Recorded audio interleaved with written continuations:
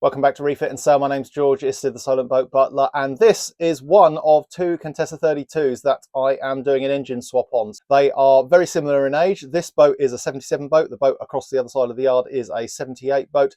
They have both had Yanmar 2GM 2-cylinder diesel engines removed, and they are both getting Beta Marine Beta 25 3-cylinder diesel engines. So keep watching and I'll show you the process. In the last episode, you saw me remove both engines out of the boats. So Concerto, which is just across the other side of the yard there, is in pretty good condition. She doesn't need a lot of work in the engine bay. Unfortunately, I can't say the same for the engine bay on this boat, which is Ariel. I've had to do quite a lot of unexpected or unplanned work at the back end of the boat. So in the last episode, I had to take a bulkhead out of the back of the engine bay to access the top of the skeg. I have removed and then bored out and then refitted a new glass fibre stern tube that goes through the skeg. I've then refilled the skeg with foam. I've glassed over the top of the skeg. I found a leak in the rudder tube. So that's the tube that goes from the hull up to the cockpit, which the rudder stock goes through. That was leaking both at the top and the bottom. So that's been removed, cleaned up and refitted. I've now put the bulkhead back in to the back end of the engine bay, but I need to do some glass work. Then once that is done, I can get the seacocks back in and I can actually start doing the job that I am here to do, which is to sort out the engine beds and fit that new Beta 25. So I think the first job for today is probably going to be start looking at the engine beds. I'm going to stick the engine jig in there that I have got, and then I can have a look at where I need to adjust the existing engine beds to fit the new engine. Here is the engine bay as it stands at the moment. So you can see at the back there, it has a bulkhead, which is currently just kind of bogged in with thickened epoxy. I am going to put some glass around that, but I'm quite keen to see how things are looking in terms of getting new engine beds made, because I've got about a week, I think, until the engines turn up, and it'd be quite nice if I can lift them up and chuck them straight into the boat, as I need to order some materials in, probably to make up some modifications to these molded in beds. I want to get cracking on that so that stuff can be ordered, and then whilst that's happening, I can carry on doing painting and flow coating and refitting seacocks and what have you. You can see in the back there, that is the new stern tube that has gone in. It is very slightly over length at the moment, because I quite like to fit them, glass it all in, and then trim it down to size once it's in place. With the new stern tube in place, I have also fitted a brand new cutlass bearing on this boat. I've also put a new cutlass on the other boats, so all I need to do is chuck the prop shaft in and then get a centering bung on that prop shaft on the inside, put a coupling on the end of the prop shaft, and then I can mount my engine jig. Well, it's not actually my engine jig, I've borrowed it, but I share some tools with a good friend of mine.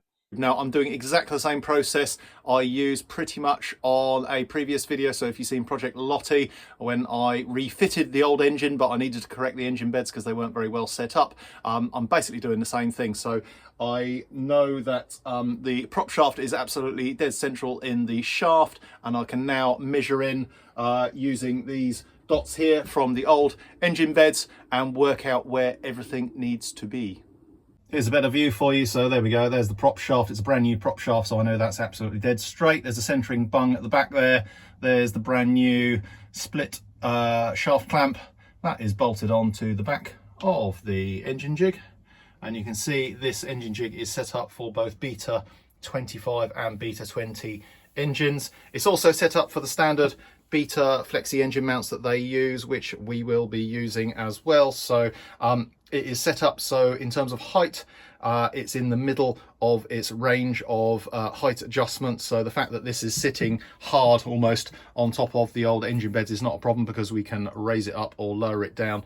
We've got a reasonable amount of adjustment left on the engine mounts when they turn up. So I'm just going to work out what sort of plates I need to gonna have to have made up to bolt onto the existing engine beds, just to bring the attachment point inboard slightly on both sides.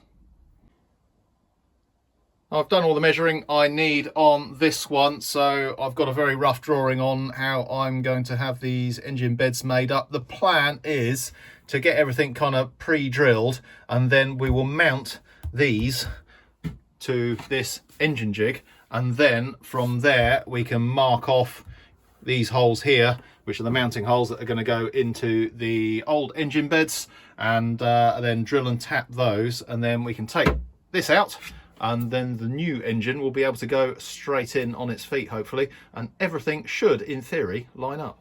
And now here we are on Concerto. So this is the other boat that's getting the engine swap. Now, this had a 2GM that sat on some metal engine bearers in the engine bay, and I did wonder if I'd be able to reuse them for the new engine. So I'm going to stick the engine jig in. I suspect I might not be able to, because the Beta 25 being 3-cylinder is a physically longer block, so it's a bigger, longer engine. So I think the feet are going to be too far apart to use the old metal engine beds, but we shall see.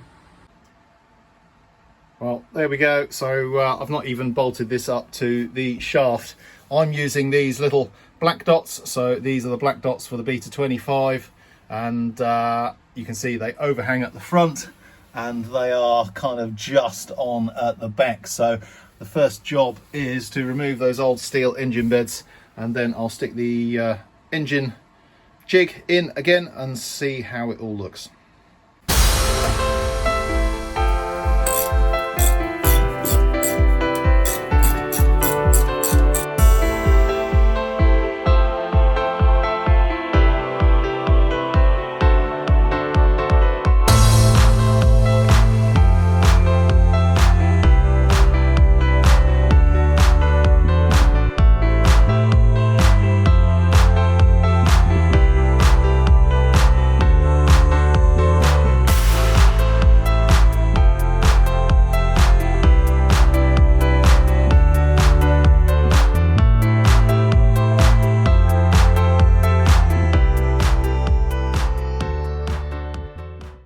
Well, that, my friends, was an absolute wind-up getting that thing off. I removed all the bolts, as you saw.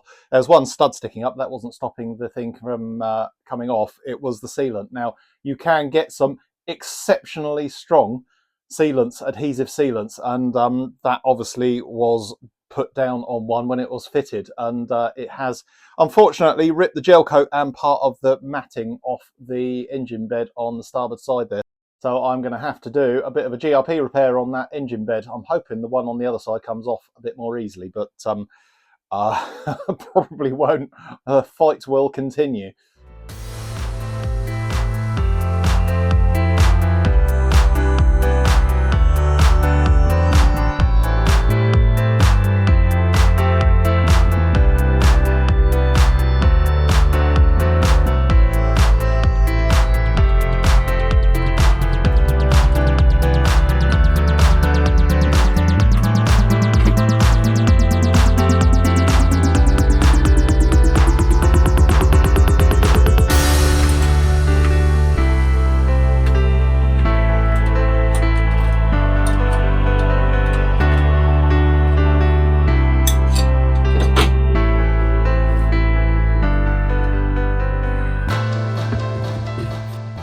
The jig in the engine bay now on Concerto, so managed to find a bung which fits in there nicely, because this has got a very slightly different sized stern tube to the one I've just fitted on Ariel, and I think it's pretty much going to be the same deal on the engine beds as Ariel.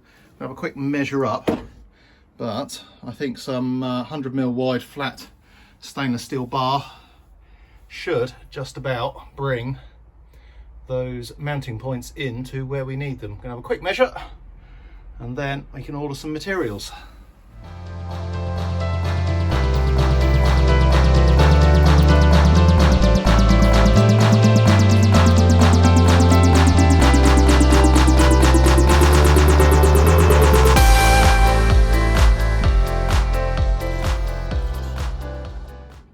Having taken all my measurements, what I want to do next is come back in and just prep all this so that I can come in and do a little bit of glass fibre repair It's mostly that starboard side. There is a tiny bit on the port side. I'm just going to grind that back a little bit with my belt sander just to get rid of all the loose stuff, and then I can come back in and lay up some glass, and that will be as good as gold for the new engine beds.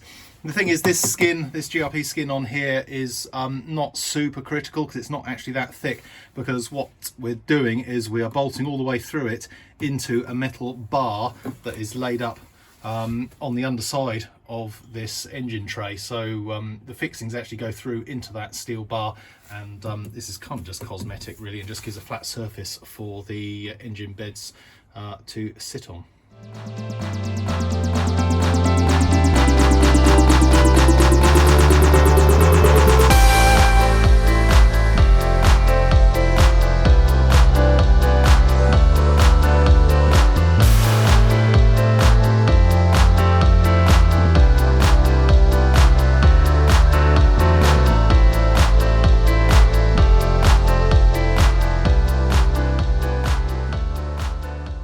I'm now back in the engine bay on aerial, and behind me you can see the bulkhead which I fitted at the end of the last episode.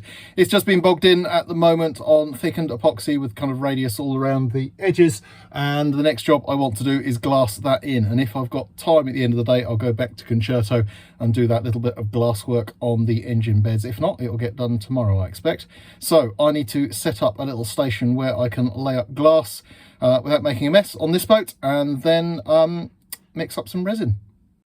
Before doing any laminating, I like to get everything out that I'm likely to need, because getting things out and finding things when you've got sticky fingers and resin that's going off is not that much fun. So this is just a sheet of plywood covered in plastic. In fact, it's an old bin bag, or a new bin bag, that's been taped on there, and I've got everything I need. So lots of gloves, lots of coffee, got some acetone, got some tissue, mixing cups, mixing sticks, and over there I have all the glass kind of laid out. I've just put it roughly in order of how I want to lay the glass up in the hole, and of course I have a couple of brushes and a thin roller. So the last thing I'm going to do before mixing up some resin is just to give all the surfaces a very quick wipe down with some acetone, just to make sure they're super clean, and then I can get cracking.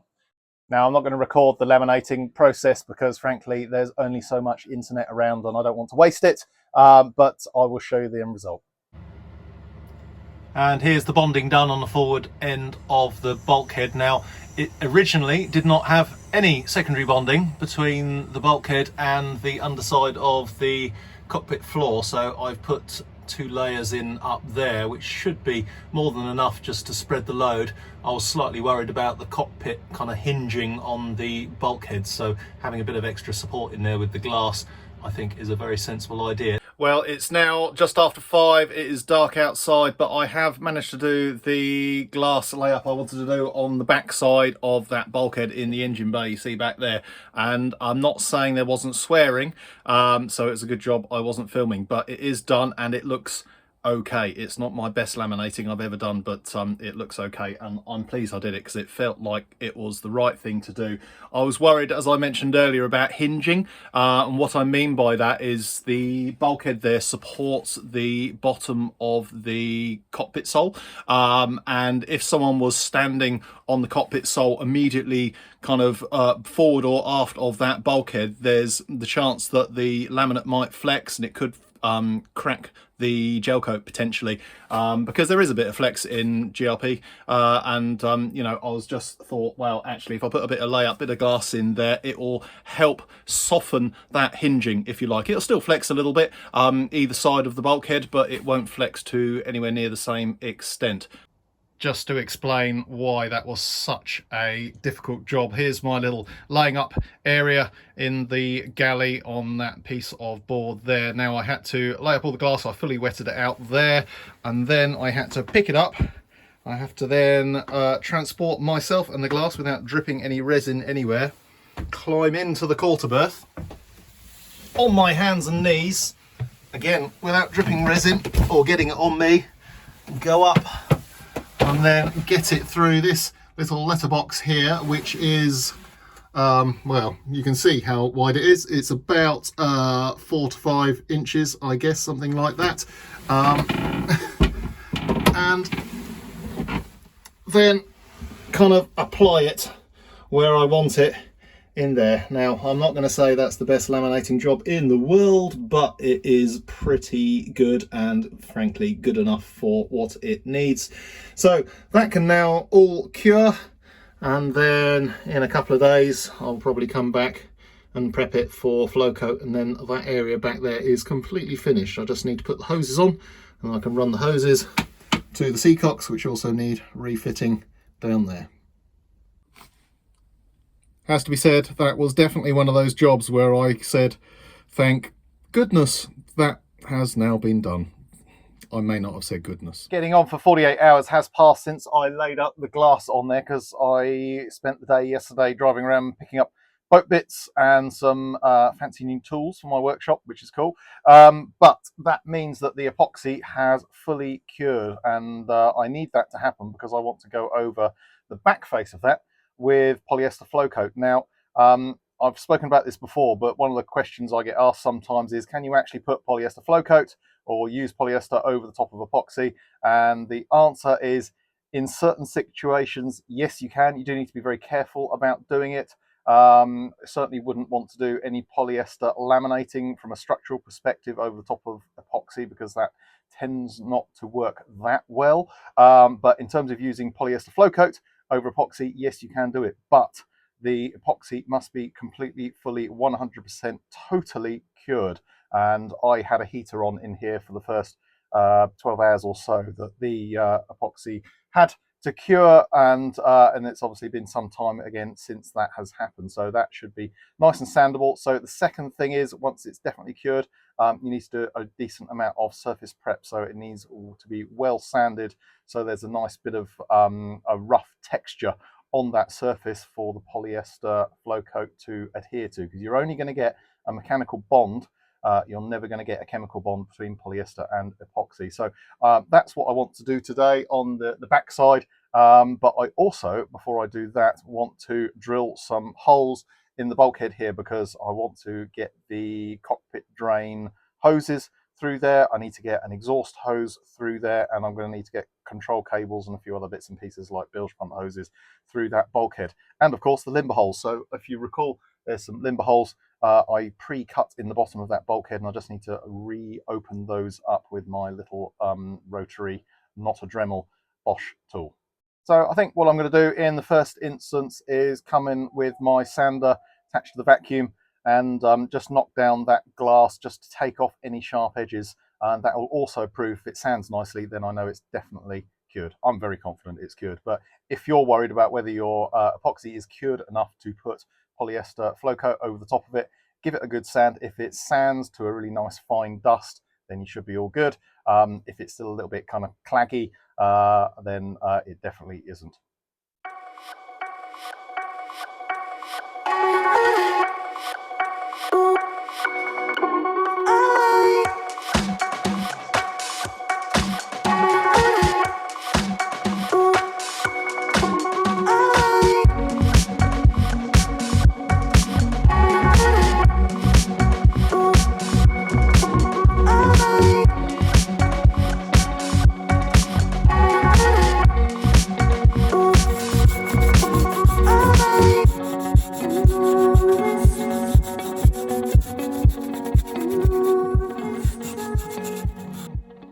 Well, I have sanded everything that needs to be sanded. You can see I've now got some limber holes in the back there, so water can drain out the back of the boat.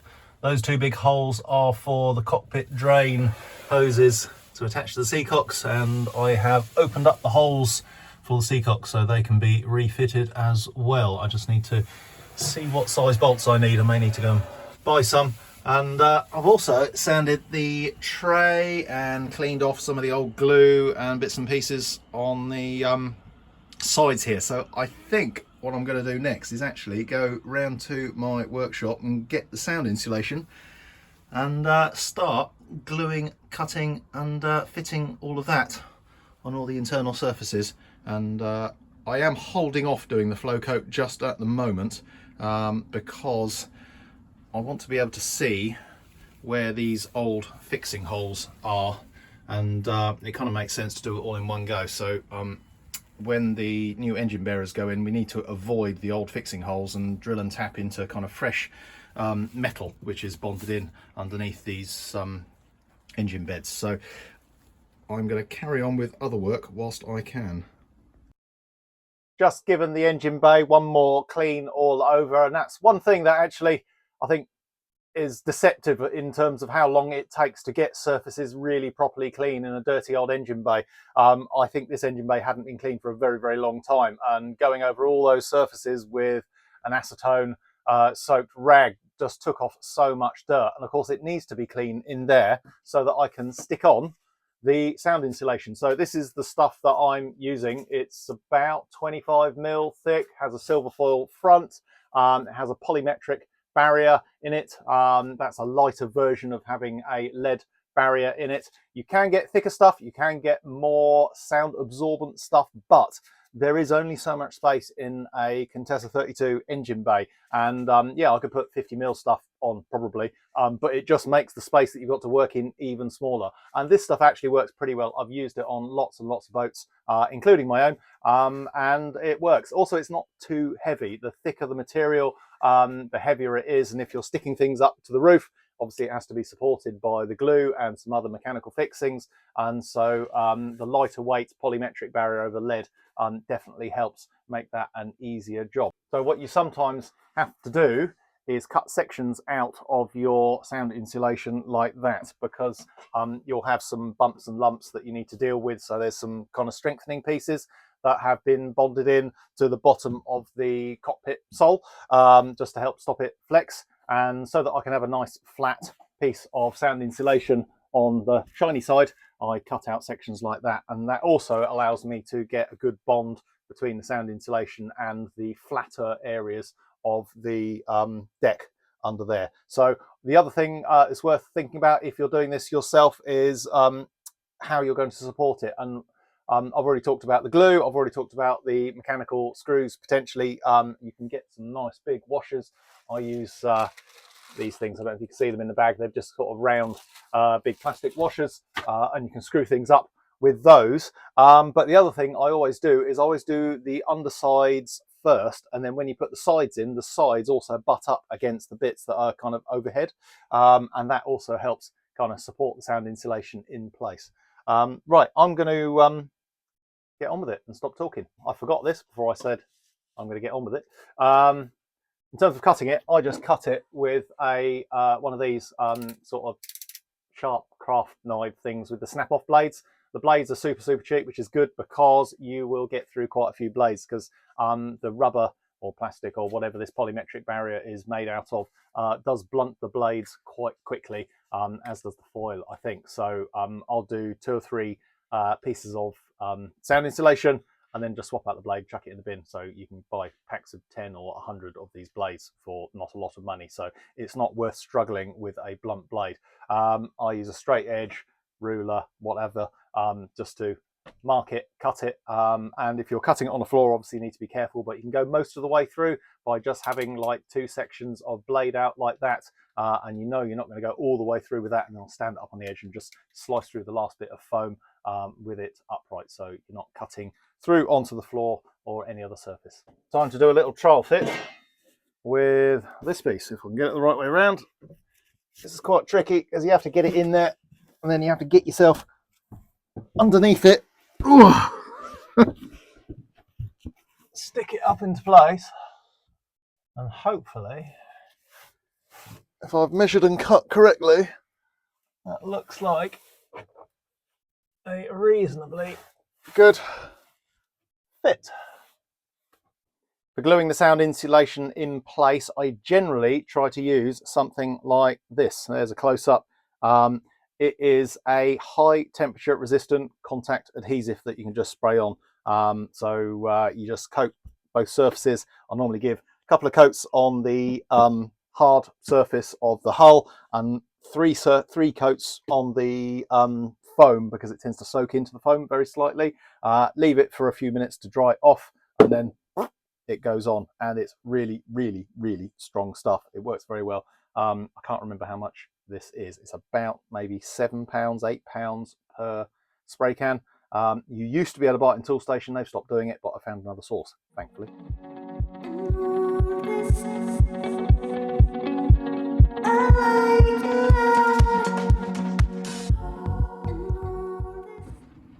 The sound insulation is coming along. As you can see, I've got the top piece in, the back piece in.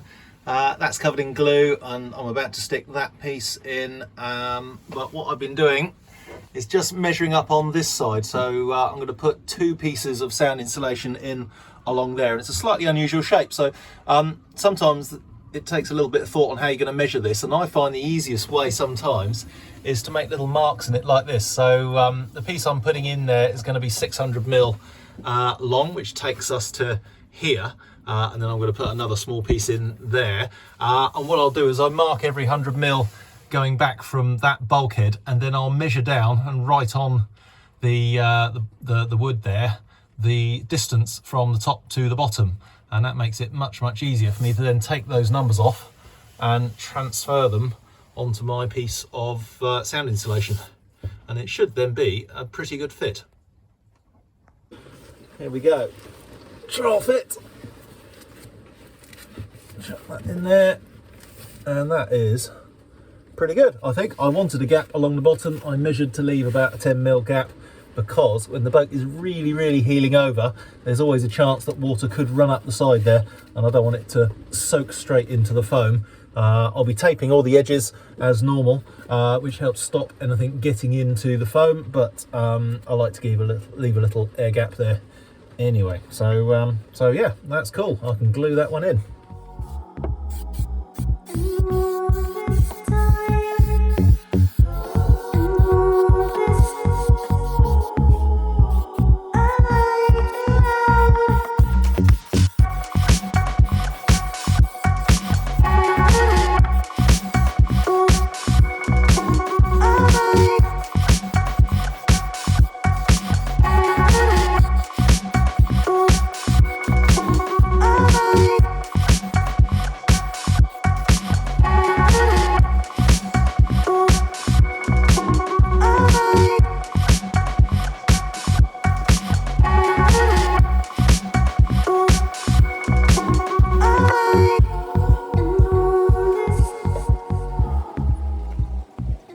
Late yesterday I finished the sound insulation, so that has been done all the way around, including the back of the steps that kind of go in the hole there and underneath of the lid. So that's all done, which is great. The seacocks went in a little earlier today, and as you can see, I have just been round with the polyester flow coat, and I haven't coated every surface, but I've covered most of it. I didn't want to cover up the old fixing holes that you can see along there, because we need to know where they are for putting in the new steel bearers, but I wanted to get the rest of it kind of done, so it's at least kind of 95% there. So once that's all cured, I can put some hoses on those seacocks and finally have cockpit drains again, which will be good. It'll stop the cockpit filling up with water, and pretty soon we'll be putting some nice shiny stainless steel engine bearers in. Here on Concerto, I've done the little bit of glass layup I wanted to do where there was some damage on these original engine beds, and I'm going to come in next and just knock down all the high spots, because I've put more glass in here than I really need on the edges, and it's about right in the middle. And once that's all flatted down, I'm going to give it a skimmer filler just to bring the surface back up to being reasonably flat with the old beds. And then hopefully tomorrow I'll be in here with the new stainless steel bar beds that are going to be bolted in here, so we can mark off where things need to be drilled and tapped and get them fitted.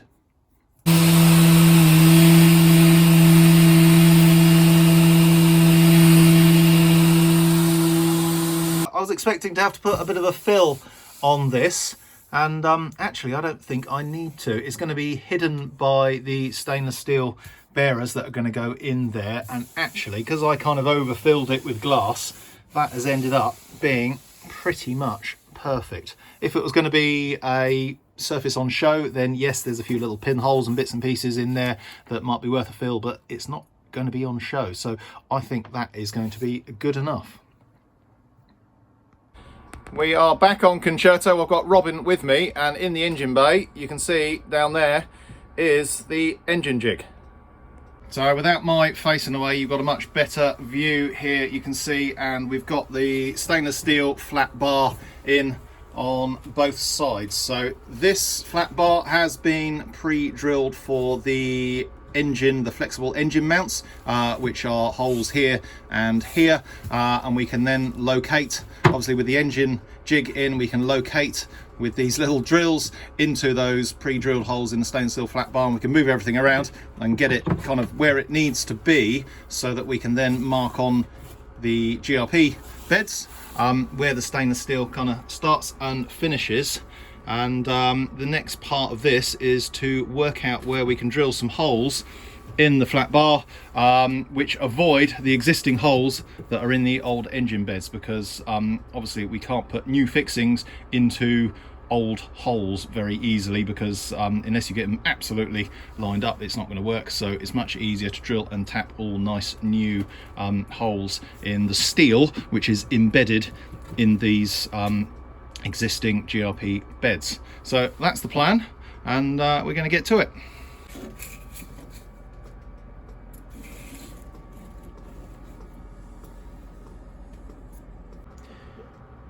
And here are the two pieces of flat bar all marked up. As you can see, nothing is straight on a 1970s Contessa. We've had to do it all kind of slightly on the angle to find the steel bar which is in here, but they are ready now to go off to the workshop to be drilled, so we can then bring them back down onto the boat and mark off where we need to drill into the existing beds.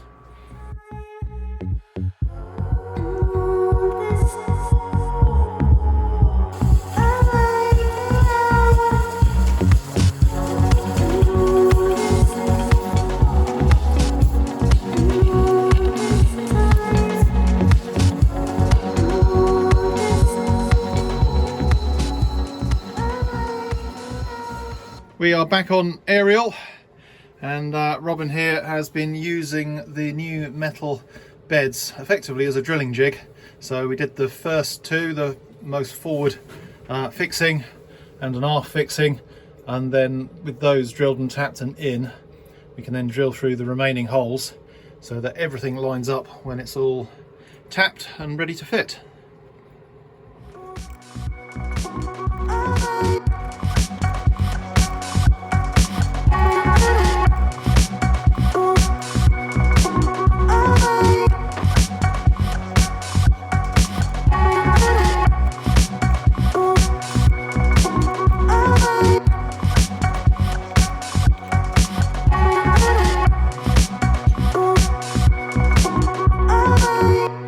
That is all the holes tapped here on aerial, so this boat is ready to have its new engine bearers all bolted in. They are about to go back to the workshop with Robin, where he is going to enlarge the holes to M8 size and then countersink those holes on his mill, and then they can go in. They'll get stuck in probably also on a bed of an adhesive sealant, just to make sure they're nicely affixed, and the sealant will fill in any little irregularities between the metal and the glass fibre, and then it's basically ready to have an engine slotted in, which is good news.